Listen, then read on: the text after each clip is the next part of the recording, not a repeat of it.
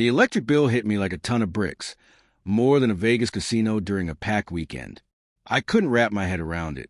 Here I was, living alone in a modest home with no kids, no power-hungry gadgets, just solar panels, energy-efficient appliances, and a backup battery system. Why on earth was I getting billed like I was running a stadium concert? I couldn't shake the feeling something was off, so I did what any logical person would do. I started to investigate. My eyes drifted over the power line outside, tucked behind some shrubs. And there it was, a neon yellow extension cord snaking out of my outlet like a thief in the night. It was unmistakable. I followed the cord barefoot, feeling the damp grass under my feet, until I reached the fence. And there she was, Linda, the HOA president, casually sipping iced tea while lounging in her hideous floral robe, oblivious to the crime she was committing. Her industrial fan and space heater hummed away on her patio, happily sucking power straight from my outlet. I couldn't believe it. This wasn't just a petty theft. This was a full-blown declaration of war. I had moved here to escape chaos, to find peace in my retirement after years in the high-pressure world of civil engineering. The last thing I wanted was a confrontation with some power-hungry suburban tyrant. But Linda, she was infamous around here. With her clipboard and ridiculous obsession with marigolds, she ruled the HOA like some petty dictator. She would make up new rules about mailboxes, garden gnomes, and anything she could find, all for the purpose of issuing fines. I had stayed out of her way, paid my dues, kept a low profile, until now. Instead of confronting her head-on, I decided to play it smart. I unscrewed the outlet cover, checked the wiring, and confirmed my suspicions. The constant power draw was tripping the breaker.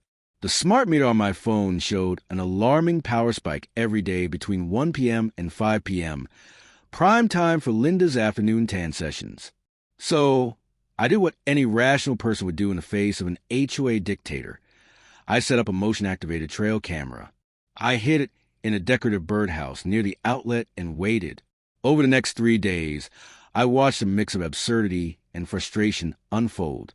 Linda, decked out in the most hideous workout outfits, would march over, plug in her extension cord like she owned my yard, then strut off, phone in one hand, smoothie in the other. On the third day, I heard her shout to her husband, "Don't worry, we got plenty of juice for the blender now." A blender? She was making margaritas on my dime. The nerve!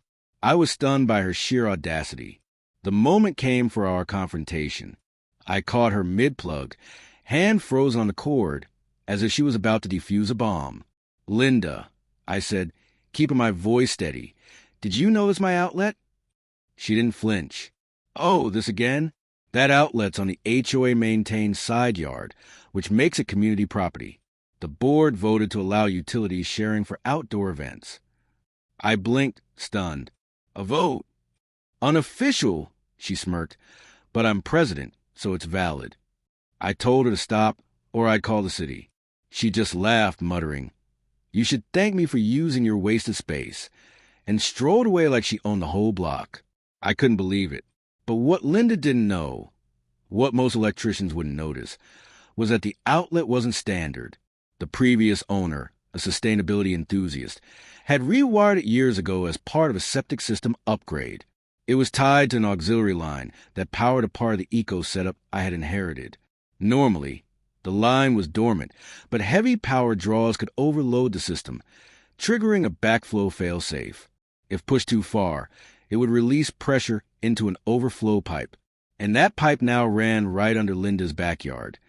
Thanks to the landscaping project she had started last year, it was almost poetic. Her greed was about to blow up in her face. I checked the system that night. The load stress was already in the red. Her cords weren't just spiking my bill. They were dangerously close to overloading the septic system's pressure valves. One more big power pull, and the whole thing would erupt. Instead of shutting it down, I tweaked the safety limits to barely hold.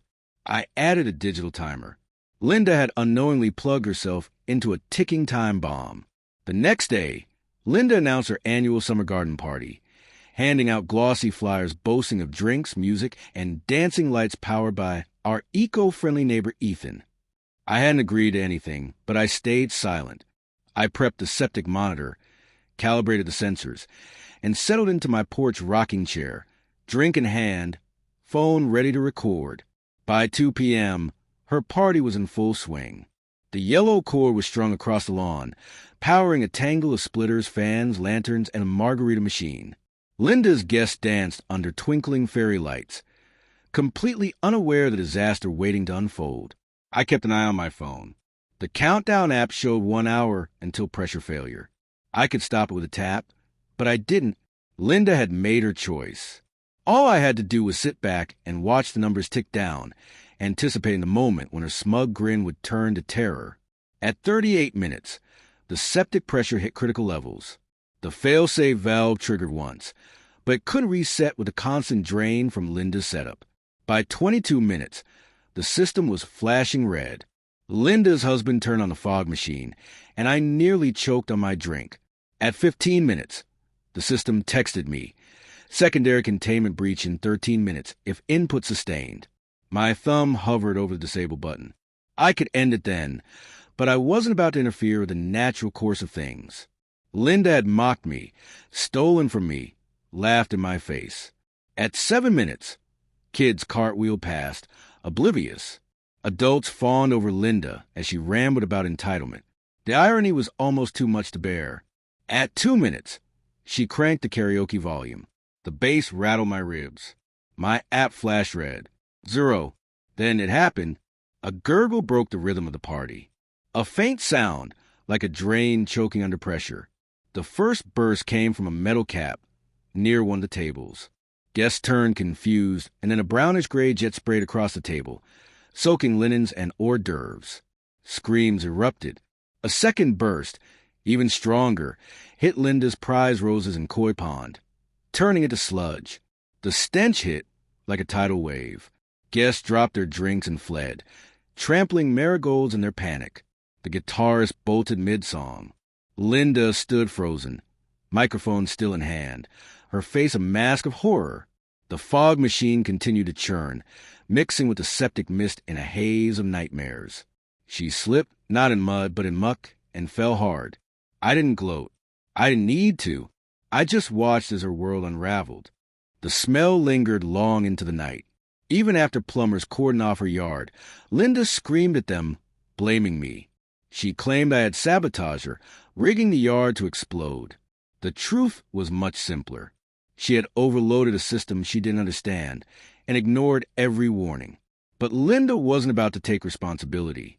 The next morning, an HOA violation notice was slapped on my door. It accused me of creating an environmental hazard and threatened a $5,000 fine. I almost laughed at the absurdity of it all. But Linda was serious, and she was spinning her cover-up story with me as a villain. The circus had only just begun. Linda had hit me with everything she had: illegal utilities, unsafe construction claims. I calmly showed the inspectors my permits and schematics. They apologized, reassured me, and left. But the war didn't stop there. Soon, parking citations for my truck in my own driveway started piling up. HOA fines for every little thing. The height of my hedges, the angle of my mailbox, even the glare from my solar panels. Linda had gone nuclear. But instead of panicking, I played the long game. I documented everything. Every citation, every instance of harassment, every piece of footage I had of her tapping into my electricity.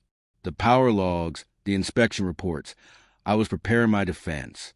But more than that, I was building a case to bury her once and for all.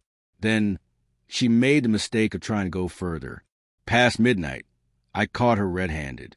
There she was, prying open my electrical box with a screwdriver. I shined my flashlight on her, and she froze, scrambling for an excuse about safety checks. I didn't flinch. Smile for the HOA, I said, pointing to my security camera. She stumbled over her own extension cord as she bolted away.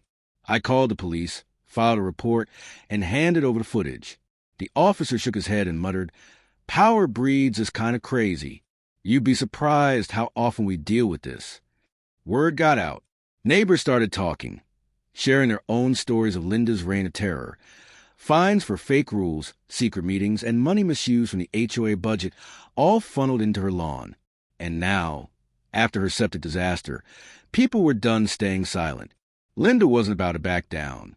She launched a counterattack with flyers titled The Truth about the septic scandal, playing the victim and claiming I had dangerous utilities.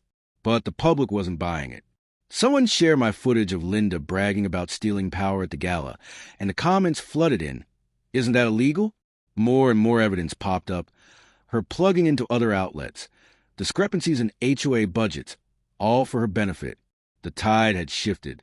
Then came the health department, investigating the contamination in the creek caused by her unpermitted landscaping. I handed over my logs and schematics, but Linda slammed the door on them. 2 board members quit in disgust. At an emergency HOA meeting, the county played my footage.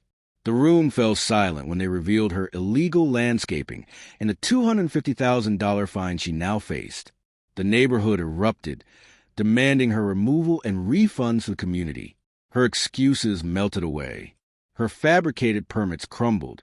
The HOA was forced into an audit, and Linda was facing personal charges in court. My civil suit against her was airtight, and her lawyer's communal outlet defense fell flat. The judge ruled in my favor, awarding me damages, fees, and an official apology from the HOA. Linda was banned from leadership for 5 years and faced environmental violation charges. I joined the HOA as an advisor, pushing through the Linda provision to ensure no one else could abuse their power like she did. Her house went up for sale. Her husband was nowhere to be found. Her reputation was beyond repair. Then one evening, Linda showed up at my barbecue. She handed me the court-ordered apology letter, saying, "I figured you'd want the original." I took it without missing a beat. "You could have mailed it." She nodded and started to leave, but I couldn't resist. "One more thing. If you ever plug into my outlet again, I'll wire it to a skunk sprayer." She gave me a faint smile and disappeared into the night. The neighborhood healed. The HOA became transparent. We all pitched in, helping one another. With the settlement money, I upgraded my systems. The county certified us for green infrastructure, and we built a garden where Linda's disaster once stood. There, we placed a plaque, "Respect boundaries, electrical, personal, and otherwise." New owners moved into her house, completely unaware of the storm that had once raged there. I sat on my porch, sipping lemonade, staring at the memorial to ego's folly and the power of standing firm. Linda was gone, flushed out by the truth, and I'd never need to flip a switch to prove my point again.